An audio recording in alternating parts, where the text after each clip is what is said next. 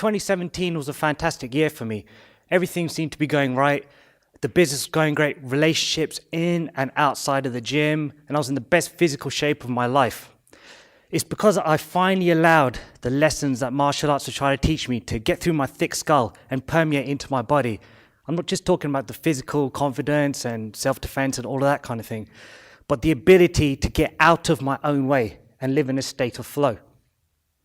So martial arts is more than just about punches and kicks. Allow me to put you in frame for a second. Anyone done any martial arts before, apart from sparring or anything like this? Yeah.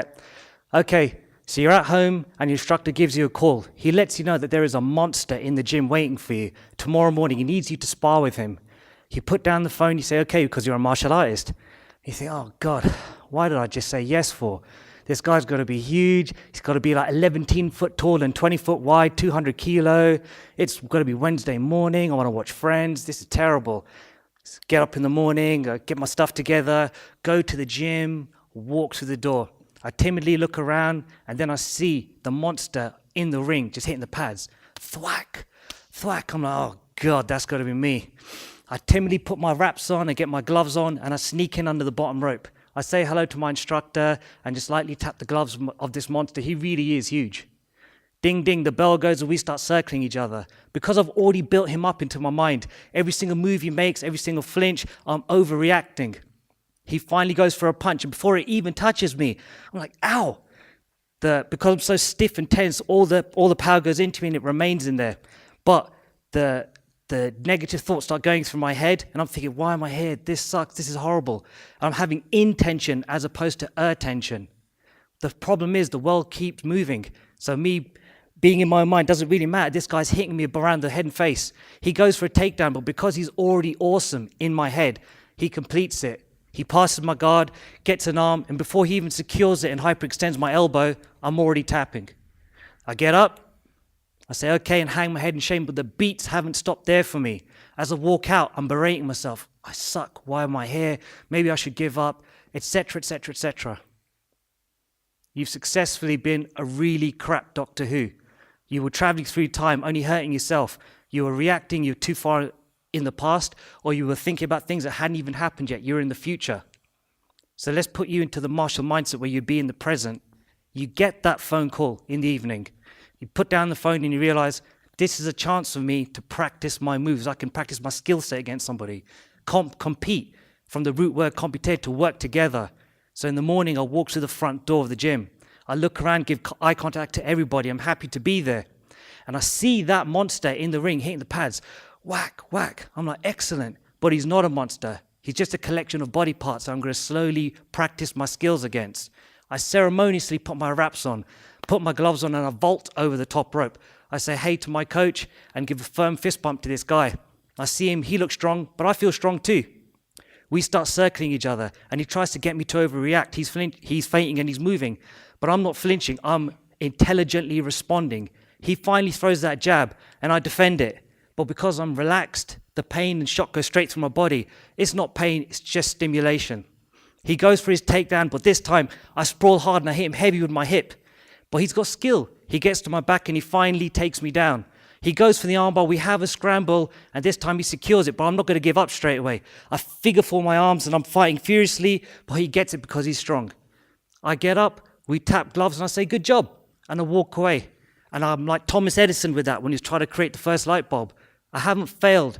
I just figured out one of the 1,000 ways to not do it wrong. You see, I refused to live in the past or the future. I was living in the present, and I had a non-attachment to the outcome. This will allow me to grow and develop the more times I meet this guy. So let me take you back to that great year, that 2017. Been working super hard. It's near the end. One of my friends decided to ruin everything and go get married. So I'm like, oh, all right then. And because it's been a long time coming, only a suitably savage stag do is appropriate for someone like that. So we went away 4 days. But what I didn't realize is that there was an illness festering in my body, waiting for the exact right conditions to try and kill me. So 4 days away, I've come back. No sleep, the flight, and I'm feeling particularly ill. But I thought, forget it, doesn't matter. Monday morning, I'm back to work. 6 hours of coaching and training. Tuesday comes around, Wednesday, and I'm feeling really, really, really ill. My right leg is starting to expand. Actually, it's becoming twice the size of my left leg, and I'm thinking, maybe I should go to the doctors. I get over there and he informs me, you've got rhabdomyolysis. It's the condition where muscle tissue breaks down into the body. My body was furiously trying to clear it out, which caused compartment syndrome, where basically the muscles inside the leg were filling up full of fluid. I go to intensive care and they give me the great news. Mr. Hothi, we've got to cut you open to save the leg because it was contracting so hard it was actually snapping the bones. And I thought, seems like a good move. So Saturday night they cut me open, hip to knee to alleviate the pain. I wake up on Sunday morning. I asked him, how did it go? And of course, there's more bad news waiting for me. Listen, Mr. Hothi, it's got to happen in your left leg and your left arm also. You've got to go back in surgery. I'm thinking, oh, this is going to ruin my plans for Monday. So back in I go. 5 surgeries later, in 24 hours, and the illness is starting to get the better of me. I'm in a coma. Tuesday passes around. Wednesday, it's a strange situation. Even though I was in a coma, I was aware, and I had an interesting experience that goes beyond the realm of this talk, but I'll be happy to talk about it afterwards. On Wednesday, though, I felt myself, even though I was in the coma, slip away, and that's when the doctors had called in my friends and loved ones and said, Mr. Hothi's heart had been beating at 180 beats a minute for 20 hours. His kidneys have failed. His blood is like honey. You better say your goodbyes. Thursday happens. Friday, Saturday, I am too stubborn to die. I wake up, and through blurred eyes and muffled voices, I can hear and understand the gravity of my situation. I can't move 85% of my body, and I've got a tube in my mouth. And the first thing I do is I point at everybody and give them the thumbs up. I'm okay. Are you okay? Looking perplexed. Oh, we're completely fine. The tube comes out, and then the next thought comes to my head. Well, first of all, they asked me how I am, and I thought, it's a strange question. I've got gaping holes all over my body, completely open incisions. 1, 2, 3, 4, 5. And I'm thinking to myself, yeah, I feel shit, but what can you do? The next thing I want to know is, when can I start rehab? What followed after that was just bad news after bad news. The next day, the doctor comes in. Hello, Vik. Good morning. How you doing, doc? Your kidneys are destroyed. You'll be on dialysis for 36 hours at a time with a view of getting new kidneys. All right, fantastic. The next hit comes in. Your condition seems to be spreading. You may need to have more surgeries to alleviate more pressure off your body. Oh, great. Another hit comes in because I hadn't slept for days. Sorry, we can't give you any medication because reason number 1, you don't have any kidneys. Ah, this is fantastic. Again, falling back to the lessons from the mat. You just got to exhale, relax, and roll with the punches. After that, I started to try and rehab, just get into the mind frame of rehab, but it was difficult. I was so disconnected from my body. I felt disassociated. And I thought, I've got such an intrinsic understanding of what's going on inside. Why can't I get into myself? And it's because of the horrible concoctions of pain medication they had me on. Fentanyl, the anesthesia, the morphine, it completely it zombified my mind. So I asked the doctors, I pleaded with them, please, can you lower the dosage? Well, of course you can't. You've got these gaping holes. We need to manage your pain. I said, look, this isn't my first rodeo. Me and pain are friends. I know how to deal with it. Allow me to concentrate on my breath and get into my body. Martial arts is more than just about punches and kicks. They grudgingly agreed and we started the process. They lowered the pain meds. I focused more on my breath. The more in line I got in my breath, the more in line became with my mind, the more I can allow my reality to start to manifest itself. It got to the point where I made my way to the edge of the bed.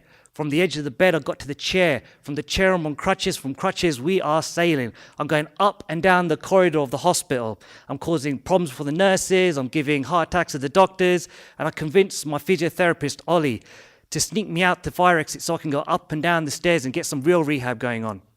A couple of days after that, I'm flying. I get up in the morning and the doctors come in, finally floating in with some good news. Mr. Hothi. I'm like, oh, here we go. Your kidneys seem to be all right. I'm like, not bad. I couldn't help a small smile to creep on my face, but as quickly as it came, it went, because I know things can be given to you and things can be taken away from you. So I choose to live the middle ground. He said, why aren't you more happy? I said, 4 weeks ago you said I was dead. 2 weeks ago you said I'll never have kidneys. And now you're saying I'm going to be okay. I think I'm just going to get on and control with what I can control in this moment in time. I want to get up and get my ass out of here. So the rehab is going incredibly well, and the doctor has turned around and said, we're going to release you on Friday AM. Home. Everything I've just said about having a non-attached part of the goal and living in the moment, forget it. I threw it out. I was completely attached about going home. I was like, I'm going to shower in my own bath. I'm going to use my own toilet. I'm going to sit on my big lazy chair, on my big flat screen TV and watch pointless countless hours of Netflix. I cannot wait. Right? Friday comes around and the doctor comes in. He says, morning, Vik. I'm saying, what's up? He comes in and he shakes my hand and his nostrils flare. I'm like, okay, what's going on? He said, Vik, you smell. I'm like, oh, you smell. Give me my jeans. I want to go home. He pulled back one of my bandages. He recoiled. I said, oh, there seems to be some flesh eating away over here. I think you've got an infection. He pulled away the other bandages and sure enough, that every single one of my wounds was infected. And he gives me the great news that I've got to go back into surgery and start all over again. They've got to cut away all of the flesh.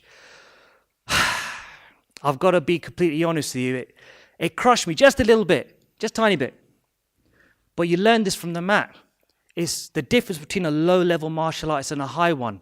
It's not the fact that everything goes perfectly well all the time. It's your ability to recover from when things go wrong. Because if they can, they will. All right? It's like a pebble going down the stream. It ricochets off the other rocks, but it keeps flowing. So back in surgery we go.